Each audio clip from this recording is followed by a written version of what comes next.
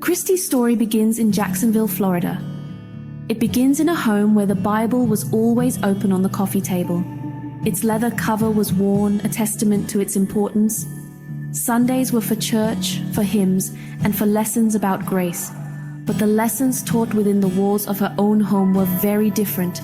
They were confusing and often painful. The words spoken from the pulpit preached love and safety, yet the actions she witnessed and experienced behind closed doors taught her about fear and betrayal. This created a deep crack in the foundation of her world, a fault line running right through the heart of her childhood. This was a home of contradictions. It was a place where faith was a performance, not a practice. The language of forgiveness was spoken freely, but accountability was nowhere to be found. For a young girl trying to make sense of the world, this was profoundly unsettling. The people who were supposed to protect her were the sources of her deepest pain. The molestation and abuse she endured were secrets held in the shadows, unspoken yet ever present. They were heavy burdens for a small child to carry alone, creating a silence that echoed louder than any Sunday sermon she ever heard. She learned early on to navigate this treacherous landscape. She learned to read the moods of the adults around her, to become small and invisible to avoid trouble. But the harm was not just physical, it was a slow erosion of her spirit. The constant tension between what was said and what was done taught her not to trust her own perceptions. It taught her that love was conditional, that safety was an illusion, and that her own voice did not matter. Her home was meant to be her sanctuary, her safe harbor. Instead, it became the place where she first learned about shame and hurt. These formative years in Jacksonville set the stage for a long and difficult journey. The seeds of mistrust and confusion were planted deep within her. The faith that was supposed to be a source of comfort became a symbol of hypocrisy. She was a little girl trying to understand a world that didn't add up, where the rules of love and family were broken every day. The beautiful Florida sun would shine outside, and inside her home and inside her heart, a storm was gathering. This storm would follow her for many years to come, shaping the choices she made and the paths she would take. Perfect. The trauma Christy experienced as a child did not simply disappear as she grew older. It settled deep within her, like an anchor weighing her down. These invisible wounds manifested as a profound lack of self-esteem. She looked in the mirror and saw someone unworthy of love, someone flawed and broken. The shame from the abuse became her own, a heavy cloak she wore every single day. She believed the lies that her trauma had whispered to her, that she was not good enough, that she was somehow responsible for the pain she had endured. This belief became the lens through which she saw herself and the world around her. This deep-seated feeling of unworthiness led to a crippling depression. It was a quiet, constant companion that drained the color from her life. Getting out of bed in the morning felt like a monumental effort. Finding joy in simple things seemed impossible. The confusion from her childhood, where love and pain were so tangled together, followed her into her relationships. She did not know what healthy love looked like because she had never seen it modeled. She learned to associate love with chaos, with inconsistency, and with hurt. Trust was a foreign concept, something she desperately wanted but could never quite grasp. The world felt like a dangerous and unpredictable place. Because the people who were supposed to be her protectors had been her abusers, she learned that no one could be trusted. This pervasive mistrust made it incredibly difficult to form genuine connections with others. She kept people at a distance, building walls around her heart to keep from getting hurt again. But these walls also kept out the very things she craved most: connection, belonging, and authentic love. She was lonely, but the fear of being vulnerable was even greater than the pain of her isolation. So she carried these burdens into her teenage years and into young adulthood. The low self-esteem, depression, and the deep-seated mistrust became the operating system of her life. They influenced her decisions, sabotaged her relationships, and kept her stuck in the cycle. The little girl from Jacksonville was searching for the safety and acceptance she never received. She was navigating the world with a broken compass, completely unaware that the wounds of her past were steering her toward even more turbulent waters.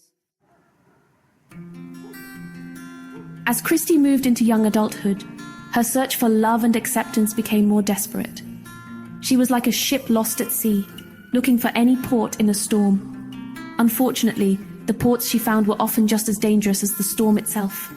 She entered into a series of unstable and unhealthy relationships, one after another. She was drawn to partners who mirrored the chaos of her childhood. The patterns of inconsistency and emotional unavailability felt familiar, almost comfortable, in their predictability. She mistook intensity for intimacy and control for care because that was all she had ever known. Each relationship followed a similar heartbreaking pattern. It would begin with a rush of hope, a feeling that this time things would be different. This time, she would finally be seen, valued, and loved. But soon, the old dynamics would reappear. The criticism, the neglect, and sometimes the abuse would start, and her fragile sense of self-worth would crumble all over again. She stayed in these relationships far longer than she should have, terrified of being alone. The emptiness she felt when she was by herself seemed more frightening than the pain she endured with someone else. Her depression deepened during these years. It was a constant fog that made it hard to see a way forward. She felt disconnected from everyone around her, even when she was in a crowded room. She was performing a version of herself that she thought others wanted to see, hiding the broken parts away. This constant performance was exhausting. It required so much energy to pretend to be okay, to smile when she wanted to cry, and to act confident when she felt worthless. She was searching for validation from the outside world because she had none on the inside. This desperate search for acceptance made her incredibly vulnerable. She was willing to do almost anything to feel a sense of belonging, to hear someone say, "I see you and you are enough." This deep-seated need for external validation would lead her to make a choice that would profoundly alter the course of her life. She was looking for a place where she could feel powerful, where she could feel desire, and where she could finally believe she had some value. It was a search for solid ground, but she was about to step onto a path that was even more unstable than the one she was already on. In her quest for validation, Christy found her way into the adult entertainment industry. On the surface, it seemed to offer everything she was looking for. Here, she was desired. Here, she received attention. For the first time, she felt a sense of power. Men looked at her with admiration, and for a fleeting moment, that attention felt like acceptance. It was a powerful illusion. She thought that if she could be seen as desirable by others, maybe she could finally feel worthy within herself. She stepped onto that stage believing it was a solution, a way to reclaim her body and her power. But the validation she received was hollow. It was not about her as a person. It was about the fantasy she represented. The attention was transactional, not genuine. Instead of healing her wounds, the industry only deepened them. It reinforced the harmful belief that her worth was tied exclusively to her body and her sexuality. The very thing she thought would empower her ended up commodifying her pain. Each performance was a painful reminder of her past trauma, as she dissociated from her body to get through the night. The stage became another place where she had to hide her true self. The initial feeling of control quickly faded, replaced by a profound sense of exploitation. The environment was filled with its own forms of abuse and manipulation. The lines between performance and reality blurred, and she found herself in situations that were emotionally and sometimes physically unsafe. The industry that promised glamour and excitement delivered more pain and suffering. It was a world that preyed on the vulnerabilities of women like her, women who were searching for something they had never been given. It was a world that took her unseen scars and put them on display for profit. The money she earned provided a temporary sense of security, but it came at a tremendous cost. It isolated her further from the possibility of finding healthy, authentic connections. The shame she carried grew heavier, not lighter. She was more lost than ever before, trapped in a cycle of performance and pain. She had entered the industry seeking to heal her low self-esteem, but instead, she found herself in a place that chipped away at what little she had left. The stage was not a place of triumph. It was a lonely platform where the deepest wounds were silently torn open again and again. Life inside the adult entertainment industry became, well, a lonely existence. Christy was surrounded by people, yet she had never felt more alone. The relationships she formed were, honestly, pretty superficial, built on the shared experience of performance and survival. There was a lack of genuine trust, an unspoken understanding that everyone was really just looking out for themselves. She kept her past locked away, never speaking of the trauma that had led her there. To show vulnerability in that world was to show weakness, and she had learned long ago that weakness only invited more pain. So she built higher walls around her heart, creating an island of one. To cope with the emotional numbness and the constant stress, she turned to substance use. It started as a way to, take the edge off, to quiet the loud voice of shame in her head. It was a way to get through a shift, to disconnect from her body and the reality of what she was doing. But soon, it became a necessity, a crutch she just couldn't imagine living without. The substances provided a temporary escape, a brief moment of relief from the crushing weight of her depression and anxiety. But they were a false friend, only pulling her deeper into the cycle of unhealthy choices and isolation. Her personal relationships outside of the industry were just as damaging. She continued to attract and be attracted to abusive partners. These men often saw her not as a person but as a prize or a possession. The dynamics were toxic, filled with control, jealousy, and emotional manipulation. She was trapped in a pattern of seeking love from people who were incapable of giving it. Each failed relationship reinforced her deepest fear that she was truly unlovable. She felt stuck, believing that this was all she deserved, that a life of pain and loneliness was her destiny. Her world grew smaller and smaller. She pushed away the few people who might have offered genuine support, either out of shame or fear that they would judge her. Her life revolved around the crowd, her unhealthy relationships, and the substances that had drained her. She was living in a self-hate, stranded by the strong consequences. There was no bridge to a better life.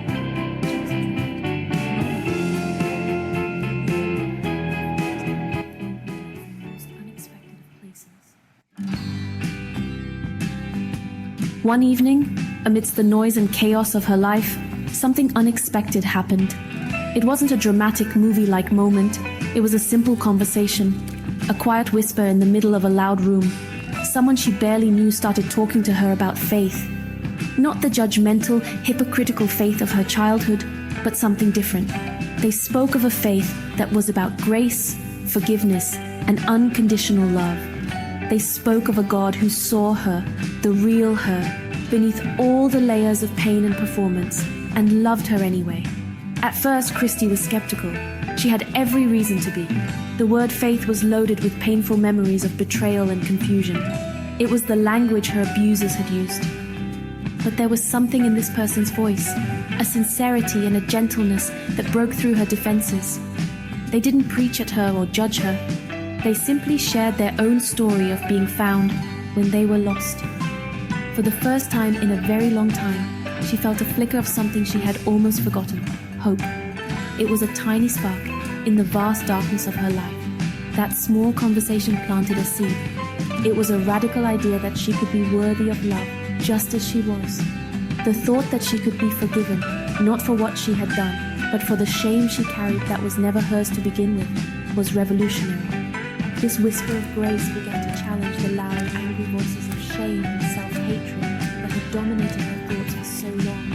It was an invitation to believe in something more, to imagine a life different from the one she was living. It was an invitation to come home to herself. This encounter became a It wasn't an instant fix. The path ahead was still long and difficult. For the first time, she could see a glimmer of light at the end of it. The idea of leaving the industry, which had once seemed impossible, the conversation gave her the courage to take the first step.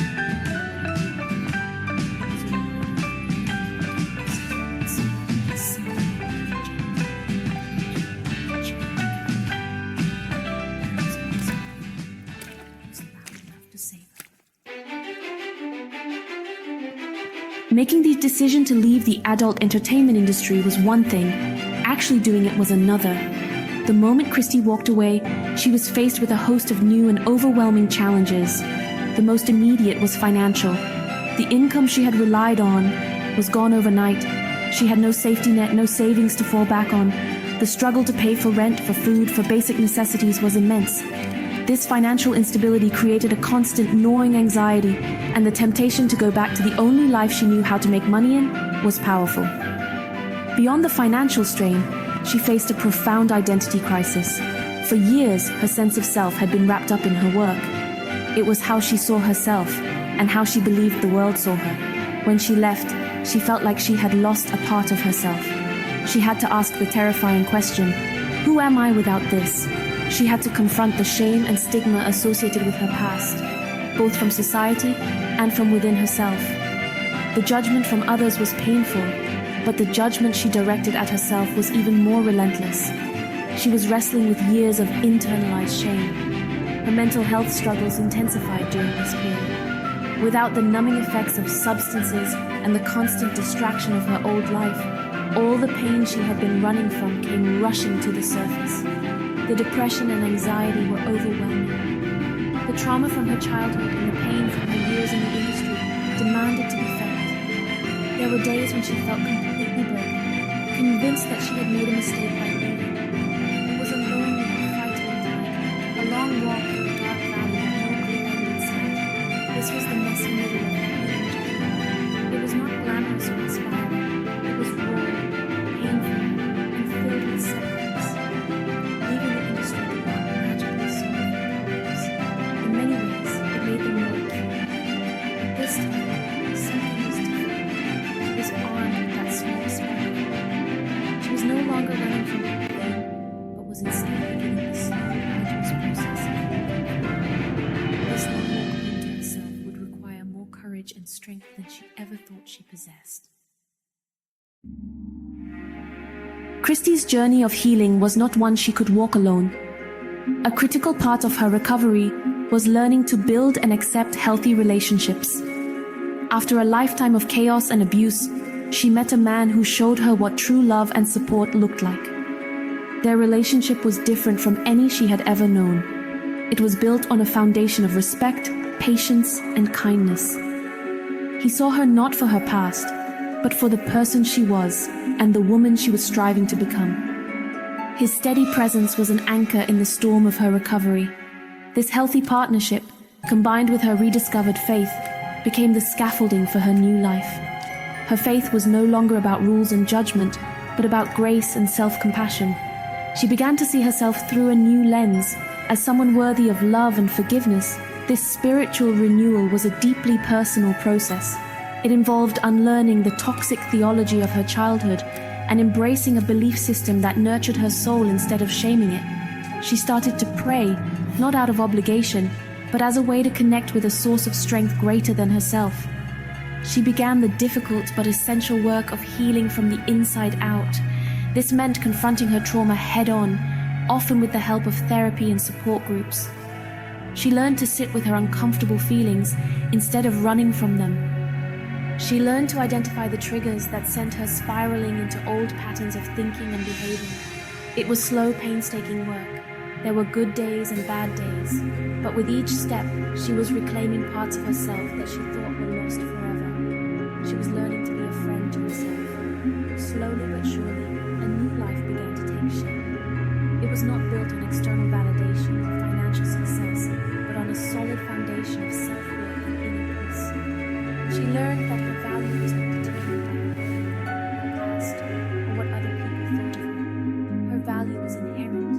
This realization was the most profound healing of all. She was no longer just surviving, she was beginning to thrive.